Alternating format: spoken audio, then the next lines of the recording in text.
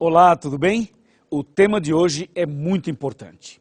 Em nossos dias, depois de Cristo, sabemos que a salvação é pela graça, mediante a fé no Cristo que já veio. Mas como era a salvação antes de Cristo? Para saber sobre isso e responder essa pergunta, eu convido você a saber a verdade sobre o santuário.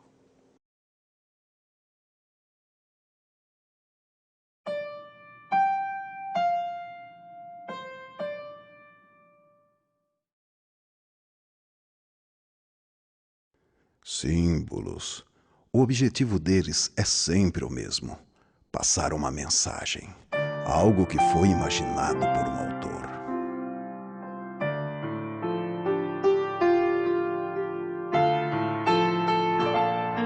Mas para entender a mensagem, é preciso entender os símbolos e o que eles querem dizer.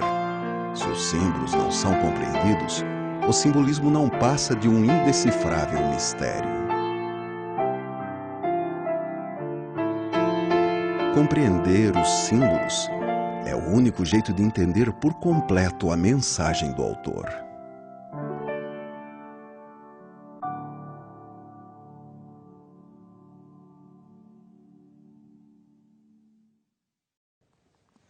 Aqui já tenho a minha Bíblia, acho que você também já tem a sua. Pegue uma caneta, pegue um caderno, tome nota dos textos e também das informações que aqui serão passadas. Ok, vamos abrir a Bíblia então no livro de Êxodo, capítulo 25, versículos 8 e 9. Está escrito: "E me farão um santuário para que eu possa habitar no meio deles, segundo tudo que eu te mostrar para modelo do tabernáculo, e para modelo de todos os seus móveis, assim mesmo o fareis." Bem, Deus pediu a Moisés que ele construísse um santuário.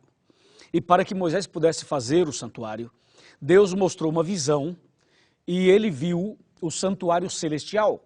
O santuário celestial era o modelo através do qual Moisés deveria fazer um santuário terrestre. É bem curioso isso, porque Moisés não era construtor, Moisés não era arquiteto, nada disso, mas, de acordo com a visão que Deus havia lhe mostrado, então Moisés agora partiu para a construção, sob a direção de Deus, é claro. Para confirmar essa ideia da visão que ele teve e do santuário celestial, eu quero ler com você Apocalipse 11, verso 19, que diz assim: "Abriu-se então o santuário de Deus que se acha no céu, e foi vista a arca da aliança no seu santuário. E sobrevieram relâmpagos, vozes, trovões, terremoto e grande saraivada." Você ouviu isso? A primeira parte do verso 19 é bem esclarecedora, porque diz assim: "Abriu-se então o santuário de Deus que se acha no céu." Então o santuário terrestre era uma cópia, uma réplica do santuário celestial. Agora, como era então esse santuário? Como foi que Moisés construiu esse santuário? Bem, a Bíblia conta todos os detalhes. Como o nosso tempo aqui não é tão grande assim, nós vamos direto aos detalhes mais importantes. Por exemplo, o livro de Hebreus, ele conta, no capítulo 9, os detalhes da construção e das mobílias do santuário. Logo de início, eu quero te dizer que o santuário tinha dois compartimentos: o lugar santo e o lugar santíssimo. Mas, antes do lugar santo, havia um outro ambiente conhecido como pátio ou átrio. E tanto no pátio, quanto no lugar santo, quanto no lugar santíssimo, ali tinha alguns objetos interessantes. É isso que eu vou ler agora e vou explicar a você. Bom, abra a Bíblia comigo, por favor, em Hebreus 9, a partir do versículo 1. Olha que interessante essa leitura. Está escrito: "Ora, a primeira aliança também tinha preceitos de serviço sagrado e o seu santuário terrestre. Com efeito, foi preparado o tabernáculo, cuja parte anterior, onde estavam o candeeiro e a mesa e a exposição dos pães, que se chama o santo lugar. Por trás do segundo véu se encontrava o tabernáculo, que se chama o Santo dos Santos, ao qual pertencia um altar de ouro para o incenso e a arca da aliança totalmente coberta de ouro, na qual estava uma urna de ouro contendo o maná, o bordão de Arão, que floresceu, e as tábuas da aliança. Verso 5. E sobre ela os querubins da glória, que com a sua sombra cobriam o propiciatório. Dessas coisas, todavia, não falaremos agora pormenorizadamente. Que texto esclarecedor. Bom, vamos conversar sobre esse detalhe. Então você pode ver o santuário e vamos começar pelo pátio. No pátio tinha dois objetos. Tinha uma pia ou uma bacia com água e do outro lado havia um altar de sacrifício. Quando a gente entra no lugar santo, estamos entrando no lugar santo, você encontra de um lado uma mesa com 12 pães, 2 pilhas de 6. E os pães eram conhecidos como pão da proposição, ou pães asmos, que eram pães magros, feitos sem fermento, somente com a flor da farinha. 12 pães. Do outro lado havia um castiçal, e esse castiçal tinha 7 lâmpadas. E as 7 lâmpadas ficavam acesas dioturnamente. Um pouco mais para frente, quase na divisa do Santo para o Santíssimo, havia um outro altar, que era o altar de incenso, onde se queimava o incenso. Quando a gente sai do lugar santo e entra no Santíssimo, você percebe que tem uma cortina, um véu. Esse véu era justamente a separação, a divisória entre o Santo e o Santíssimo. Entramos agora no Santíssimo. E no Santíssimo havia uma caixa grande, que a Bíblia chama de Arca da Aliança, ou Arca do Concerto. Dentro dessa arca haviam 3 objetos.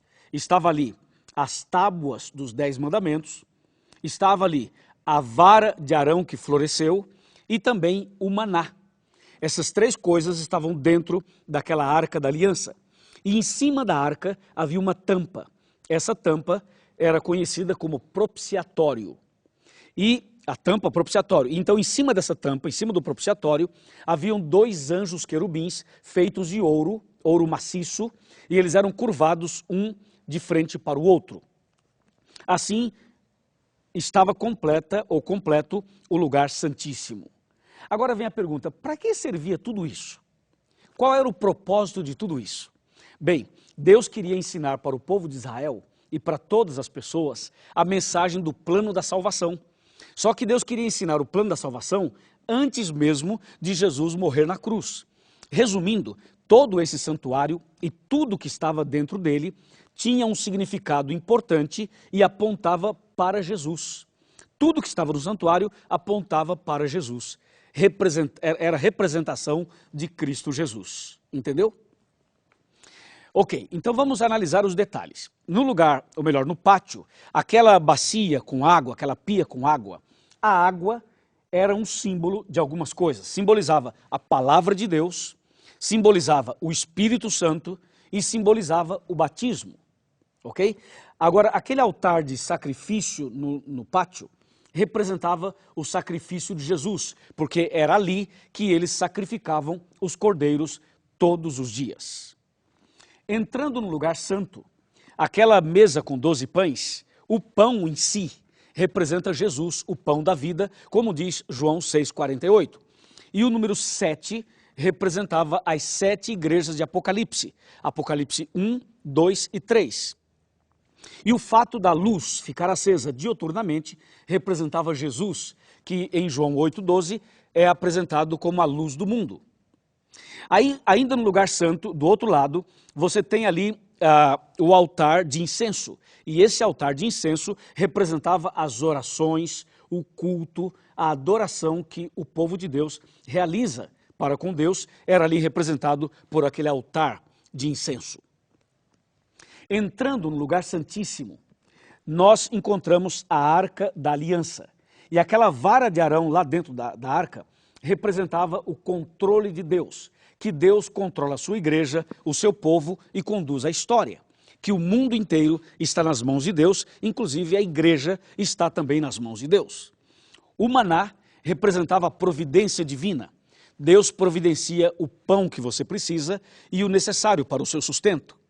E as tábuas da lei representavam o amor e a justiça, porque, na verdade, a lei de Deus será usada como norma para o juízo final. E, ao mesmo tempo, na lei você encontra o amor e a misericórdia. Você percebeu que cada mobília do santuário tinha um significado especial, exatamente como nós acabamos de explicar. Agora vem uma pergunta-chave para você saber toda a verdade sobre o santuário. Como era o ritual do santuário? O ritual era mais ou menos assim.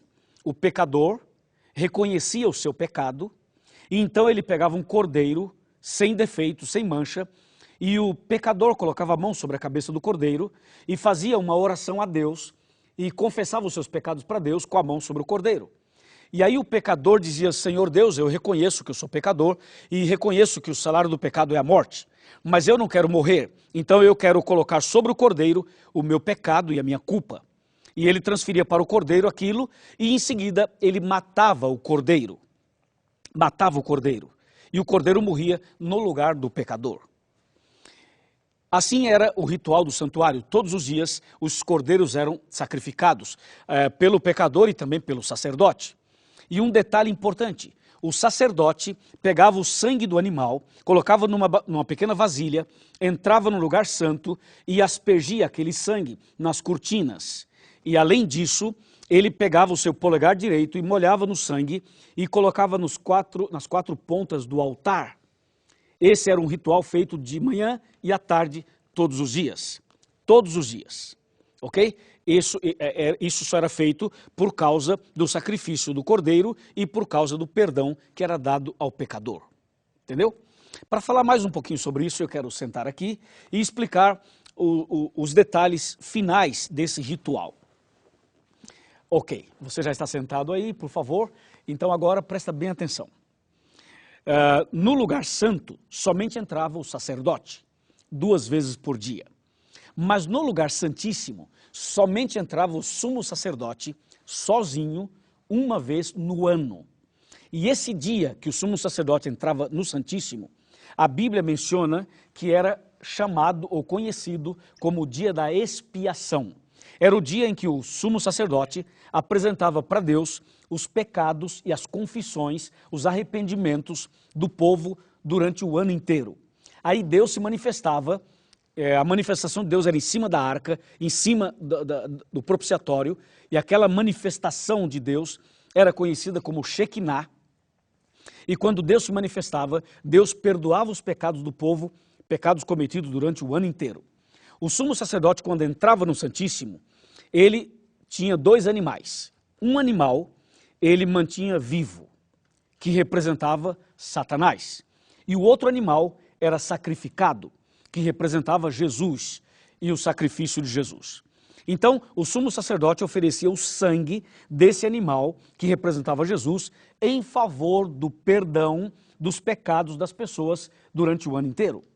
Deus se manifestava, perdoava, o sumo sacerdote saía, comunicava o povo, havia uma festa, uma comemoração, e aquele outro animal vivo era levado para o deserto e era abandonado lá.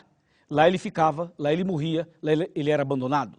Esse animal que era levado para o deserto era um símbolo de Satanás, que durante 1000 anos estará nessa terra, vagueando solitário de um lado para o outro. Deu para você entender? Tudo isso era o ritual do santuário. Agora você deve estar pensando: Pastor Luiz, que interessante tudo isso. E ainda hoje existe esse ritual? Não, já não existe mais. Quando foi que acabou? Quando terminou tudo isso? Veja o que diz aqui Mateus 27, versículos 50 e 51. Está bem aqui. E Jesus, clamando outra vez com grande voz, entregou o Espírito. E eis que o véu do santuário se rasgou em 2 partes, de alto a baixo. Tremeu a terra, fenderam-se as rochas. Ouviu isso? Então, todo o ritual do santuário apontava para Jesus. O altar de sacrifício era o sacrifício de Jesus. O cordeiro era símbolo de Jesus, o cordeiro de Deus. O sacerdote era um símbolo de Jesus Cristo, nosso sacerdote. O sumo sacerdote era um símbolo de Jesus, nosso sumo sacerdote. Todas aquelas mobílias e todos os rituais apontavam para Jesus. Quando Jesus morreu na cruz, então o véu do santuário se rasgou de alto a baixo, mostrando uma intervenção divina e mostrando que aquele ritual estava chegando ao seu final. Sabe por quê?